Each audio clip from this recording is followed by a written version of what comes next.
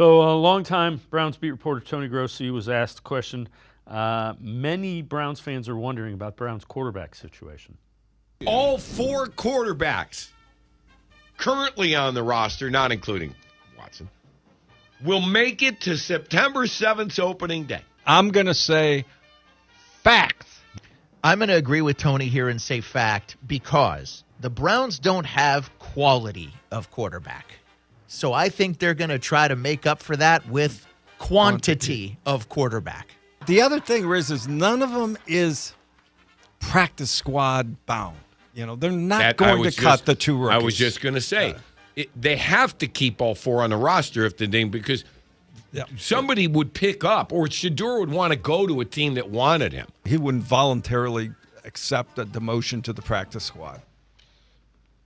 So let me ask you this, Damon. Who do you think right now is the guy that the Browns think will be the starter week one? If I had to put money on it, I would say probably Kenny Pickett is who they're expecting to start week one.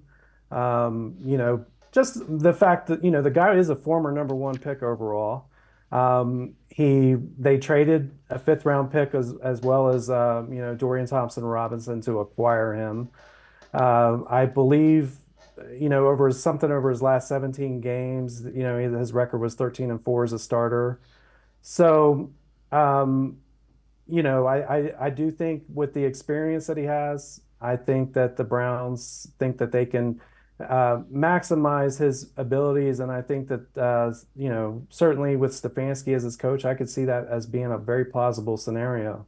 Yeah, I'm with you. I think many fans think it's going to be Joe Flacco, and it may be, but I think if all goes the way they expect it to and they want it to, it's Kenny Pickett and Joe Flacco is there so that they don't have to play Dillon Gabriel or Shedeur Sanders before they feel they're absolutely 100% ready.